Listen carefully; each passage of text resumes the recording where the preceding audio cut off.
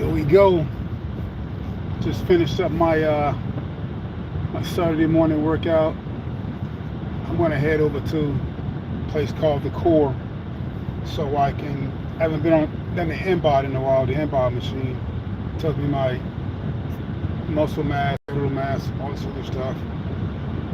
Water, gives me a bunch of new, I don't want to say numbers, metrics I can probably improve upon to try to get better while I do these things. And the longer, I've been lifting for over 25 some years, and the older I get, the more I realize, man, this science thing with this weightlifting and just kinesiology and just the body is truly a science. And when you start lifting, you realize how much of a science, these people are just going everywhere, how much of a science it really is, just, eating a bad food or something. You're like, man, I went up 2 or 3 pounds. And you look at what you ate the next day or the day before or whatever. It really affects your internal organs and how much they work. So for people that are like obese, man, their organs are working overtime. They're working overtime, and so I think somebody that's obese, the first thing I'd recommend is, man, just start drinking water and eating watermelon to hydrate, and definitely start walking. I'm not saying go out there and start trying to push the earth and do all this crazy faddish stuff, which I've never been into fads. I mean, here it is, 2024. I don't have one tattoo on me. I don't know if it's faddish. People, what they do with their body is their business, but I just never been to anything I consider faddish or I couldn't get rid of. Unfortunately, we all got ex-wife and had kids. We can't get rid of those. It's just life is sometimes. But I just never got into the fad diets and all this different stuff, because no matter what kind of fad diet you get on, nothing's going to replace you getting out, grabbing some concrete, grabbing some steel, or just really making your body work a little bit than usual. And you can do it once or twice, 2 weeks, like the New Year's. Everybody got this resolution. They hang in there for 2 or 3 weeks, and next thing you know, they mentality that's just not strong enough to do it for a whole year. They have that goal. They get injured, whatever. Get a trainer, something. You don't even need a trainer. I think you need motivation and initiative. See, I'm gonna go do this. I'm gonna do this at this point in time, and just block out that hour, that 2 hours, that 3 hours, that 90 minutes, whatever, and block it out and go do that. Whether you could just walk for a mile, from 6 to 7 in the morning. If you have one of those schedules where you work, your hours don't allow. If you're working, hopefully you can afford a gym membership, but unfortunately if things happen, you can't afford a gym membership, and you talk with your doctor and there are things you can do. I mean, find someone that does a yoga routine, learn how to do yoga. So it's not just about, running 10 miles and half marathons, or jumping rope and doing push-ups. You can do something. Man, yoga worked me out the other day. I'm not gonna lie to you, I was sweating like somebody in church. You just committed a sin, a crime. But yeah, yoga and just stretching those muscles, taking the tension off your body and stretching those muscles out. You're gonna be surprised how you're gonna feel. You stretch in the morning, then you stretch the night before you go to bed. Just the little simple things. Don't sit as much, or there are a plethora of things you can look at to do, but one of the easiest things you can do and most effective is just walking. I'm fortunate enough that I live near a college where there's a track there. I can walk around. I can get to the track in a quarter mile, and I go around the track. It's a mile-long track, which is perfect. So some days I don't want to go to the gym. I'll just go to the track, walk around that. I might do 3 miles, might do 5 miles if I can. If I'm on one, I'll just keep going until my body says, you're good. Let's get inside. But at the end of the day, I think it's just one of those parts in our life where we're not doing good at as a nation, as a country, as far as trying to be healthy. People dying from congestive heart failure, diabetes at an all-time high. You can't help type 1, it's hereditary, but the type 2s can't be controlled. And a lot of it's just what we put in our body. All those carbohydrates break down the sugars, and the sodium content from hypertension is like sodium's in everything we eat. I'm very conscious when I go grocery shopping now, when I'm buying certain things. So everything has sodium in it. 2 guys in the sauna the other day, I mean, they were probably 300, pounds a piece. And one thing they asked me, I said, not I intervene. I said, one thing I recommend is watching your sodium content on everything. If you do have to take sodium, need it, because your body needs that too. But I think it's just in so much everything we eat, it pushes us over the sodium limit for your daily value. With the daily value, I think it's 1,800 milligrams of sodium or something like that. You'll cut that in half. I'll even try to get close to that, to be honest. And if I feel like I need that, I'll just go eat them. I go to Tom Thumb and I get these. They have these $5 containers of watermelon. It's already cut up, and it saves me a lot of time to how to haul a big watermelon around. But after my workouts, I go to Tom Thumb, and it's $5. It's very cheap, and you can probably feed 3 people, maybe 4 or 5 people off of it. But I can eat it all by myself. But I can tell, after being in the sauna, just being in the sun a little bit, eating a couple pieces or maybe half of that, and I feel rejuvenated almost immediately. So I think watermelon is one of the best kept secrets. No one talks about it, but I gotta have that in my diet every day. I buy one every 2 days. Sometimes I'll buy one every day for $5, and it fills me up, and I don't have to turn around and eat a bunch of food after that. Because what I recognize also is when I'm not eating watermelon, I start snacking on things that are probably not good. Small. I don't need a lot of sugar. I just try not to eat a lot of sugar. I just really watch the carbs now. And being down 40, I can, going to get the suits my suits, taken back up, and having to buy more clothes and taking clothes to Goodwill because I just can't wear those clothes anymore. But I think people just have to find a focus. You have to take care of your mental health, your physical health, your spiritual health, and your financial health. All those things, they come in at you at once, but you do them slowly and be consistent. I can't say the word consistency enough, and that's very important. And consistency is everything's about consistency and moderation. So it's okay to go out and splurge every now and then, but just do it in moderation. Do it in moderation. I think you'll be fine.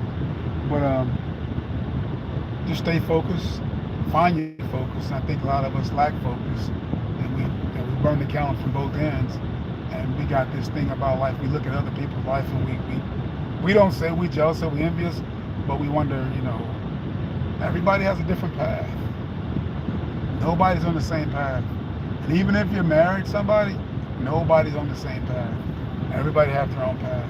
And, and it's just, you got to work what's going to bring the best out of you. Because you cannot bring the best out of somebody else if you can't even bring the best out of yourself. So, but again, this thing I've been doing now with real estate for I got my license in March. I got hired with a brokerage in April.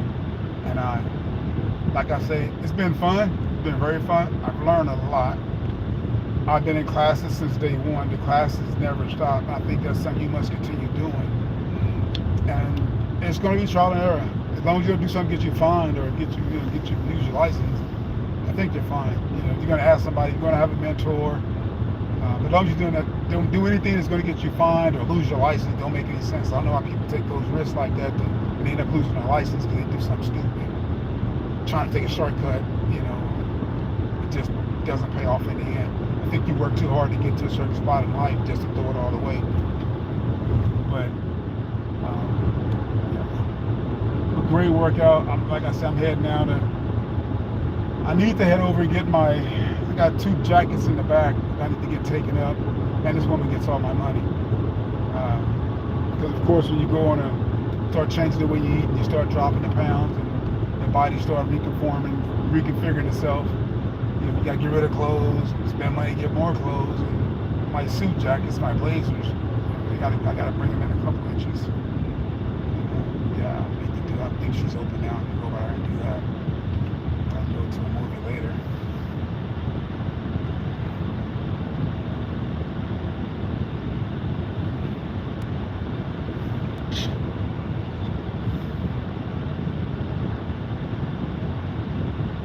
I can't even see when somebody comes on.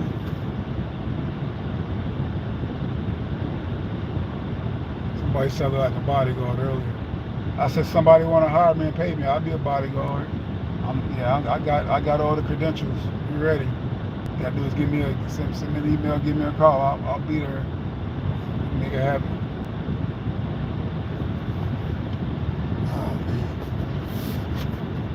Yeah, this is a had one young man. He was born to get into this real estate industry, trying to find himself. This is not a place you're going to find yourself. I don't not because I feel like I've been spending money since day one. Yeah, I haven't stopped spending money. Whether I'm buying marketing material, for myself, you know, through their portal, or just promote myself with flyers, you know, doing mailers. Had to buy some open house signs, buy some riders. I'm like, I gotta buy it. And I understood that, because that's how, I've been an entrepreneur for probably over 20-some years. While I was in service, I was a music manager. So I was doing somewhat the same things representing other people, but now I feel like I'm representing myself and clients, potential clients and customers. And it's licensed. Being a music manager is not licensed. You got a bunch of people that can do that probably shouldn't be in business. That good ethical, good morals whatsoever. But yeah, I wasn't born in the business, so I'm having to learn it from the ground up. There was nobody, hold my hand. Of course, they give you a mentor when you get there. They give you a mentor.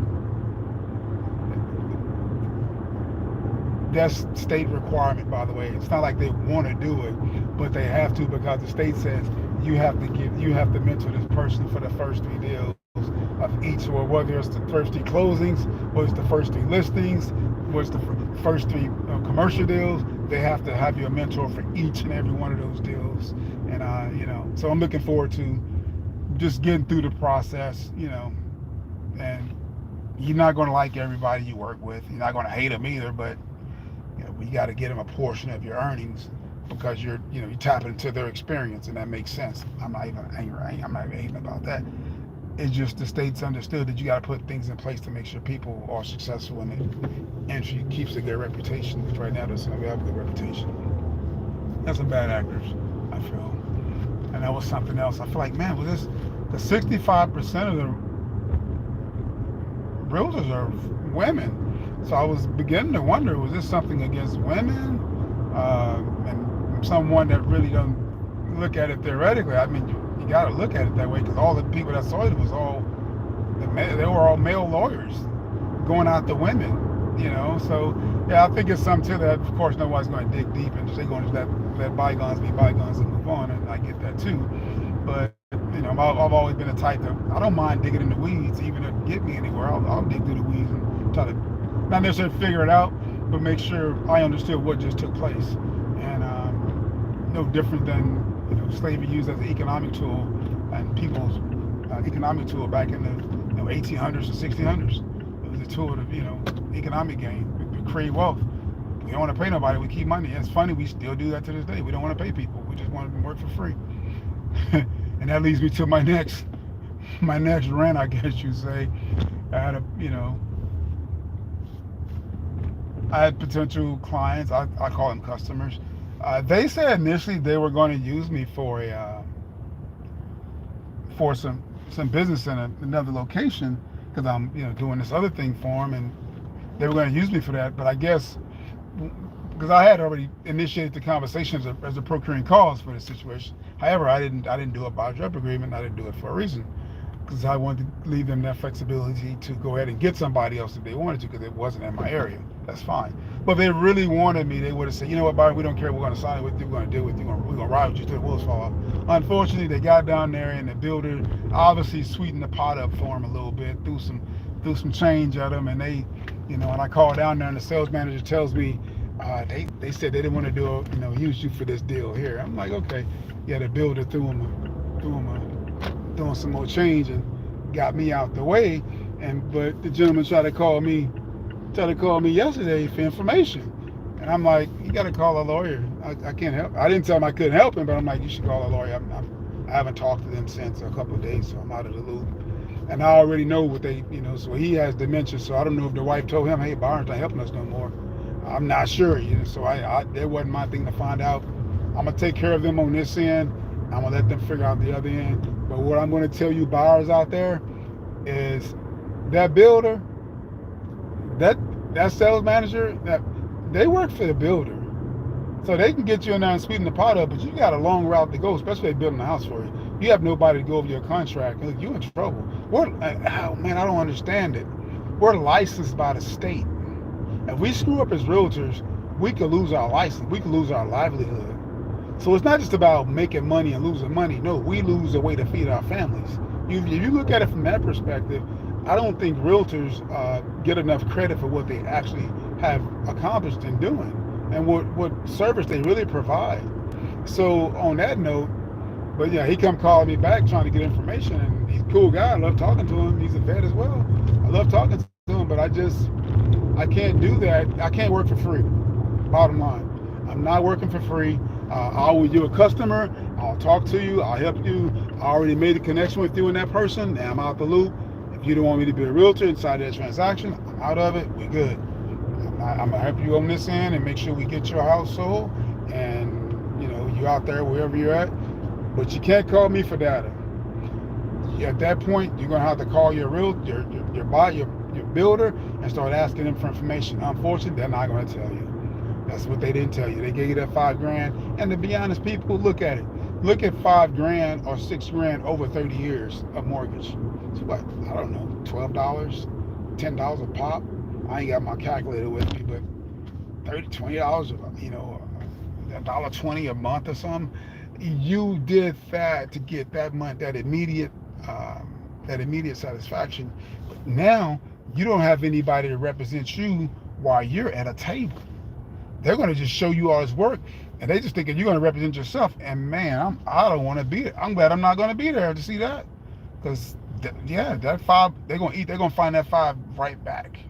That money they gave you, they're going to find it right back. And at this point, I ain't going to say I don't trust builders, because I do trust them. There's some good people out there, but I will not take a buyer that hasn't signed, a potential buyer or client that hasn't signed a buyer's representation agreement. If they haven't signed that with me, I'm not taking them to a builder. Period. I'm just not doing it. They can get mad. I'm not doing it. If you want me to do that, you got to sign this buyer's rep agreement, because I don't want to worry about them saying, hey, I'm going to get rid of you now. I'm going to get rid of you because they gave me an extra $5,000. I'm like, well, okay. You don't think they're going to find that $5,000 back and make you pay for it again, maybe twice? Come on, man. People greedy. And greed eats up greed, and it shows itself every time. So to be honest, I'm not an unethical person, and I hate being around unethical people and people that lie. So I don't know how long I've been in this business. I don't know, because I've seen some. I've been here not even 6 months, and I've seen some stuff already. Like, okay, I could walk away now and be like, I'm good. I've seen enough. You know what I'm saying? It's not like the Army where you see bad stuff and you got to stay and deal with it, because they got a contract on you. You can't go AWOL. And thank God, because that's probably how I done 29, 30 some years. I couldn't just leave. It just wasn't an option. I had to tough it out. So yeah, that's crazy.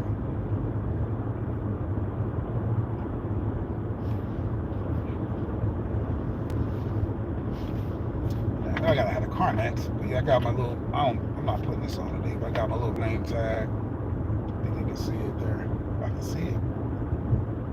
And the little R right there. That's off a little bit. And my little other name tag. Yeah. But right now I need some Carnex. I'll try.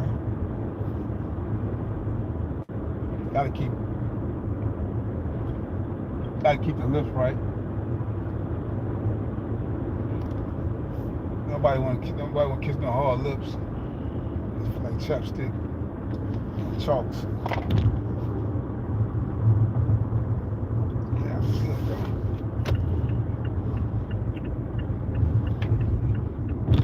She is over.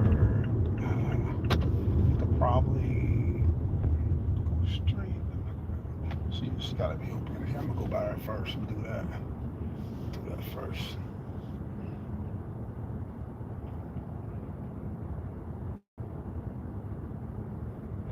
Do that first, and then I'll probably leave out of there.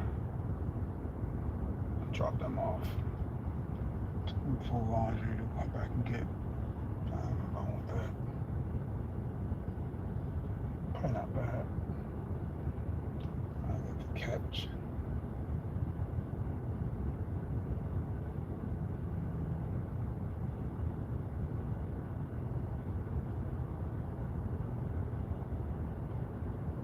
Yeah, it's almost football season.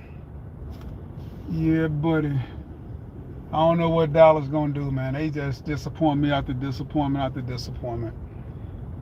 People say you a fan of Cal. I say I'm not really a fan of athletics. Period. I like to see how organizations come together to win. How guys in the locker room, how they can get grown men to function as a team.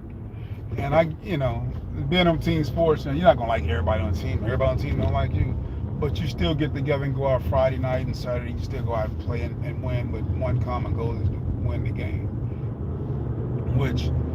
And that goes back to coaching. And at that level,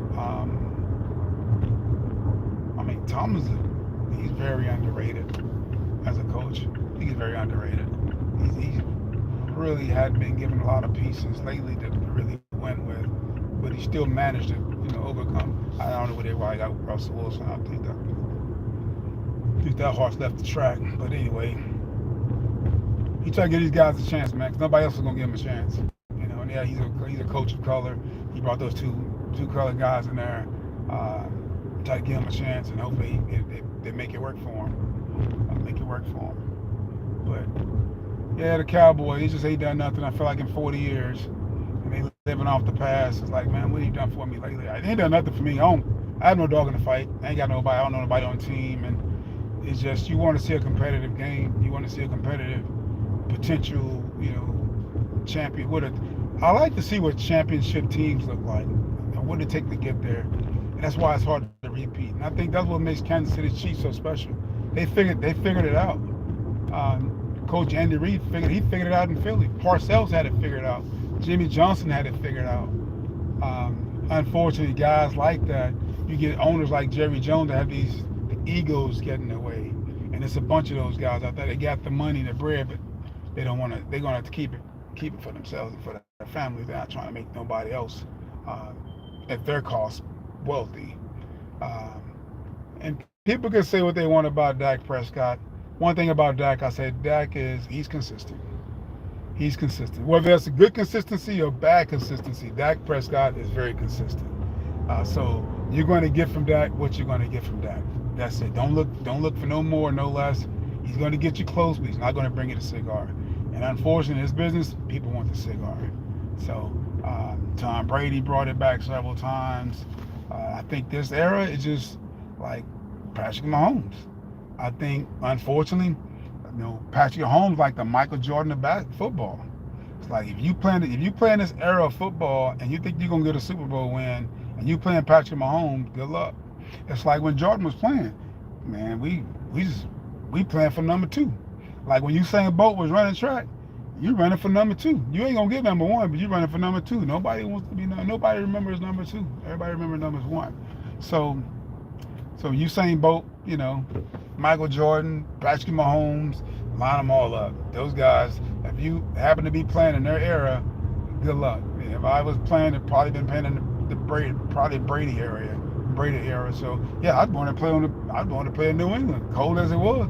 Cats played in New England because of Tom Brady. They didn't play that because of Belichick. They couldn't stand Belichick. Right? They played because of Tom Brady. They wanted to win a ring, and that's anybody in this business wanting to get a ring. So yeah, if you playing in the Tom Brady era, you wasn't gonna get a ring. If you playing in the Michael Jordan era in basketball, you wasn't gonna get a ring. And it looks like if you playing football in the Patrick Mahomes era, you're not gonna get a ring. That's just 1, 2, 3, just what it is, But it's all good. But hopefully these guys, when they leave the sport, they find something else they love doing and invest their money wisely. Some of them have issue with that. Definitely can give people guidance on how to invest their money and not squander it. There's nothing wrong with splurging every now and then, but I think you need to make your money work for you. You're going to get that money once or twice, and man, they take a lot of taxes out. You paying for all these United Way, they clean those guys' checks out. Basically, they playing football, I feel like, for free.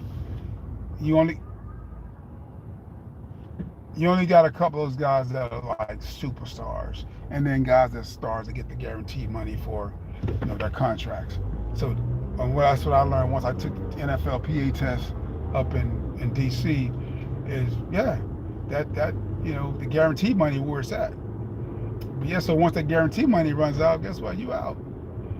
And they're going to get a guaranteed money the first 2 or 3 years, and then it might be a 5-6 year contract, maybe 8 year contract. But that guarantee, once that guaranteed money run out, you said you're gonna be on the chopping block.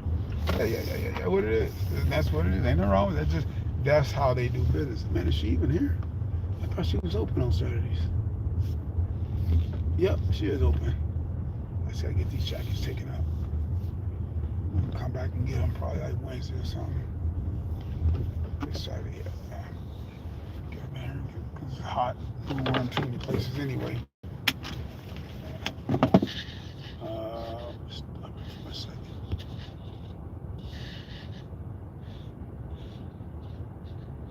Hey, I'm gonna cut it right here. I'm gonna crank up another one here in a little bit, but let me go in here and take my jackets in here to get tailored, bring them in a couple inches, and I'll reach back out to you later. Have a great day.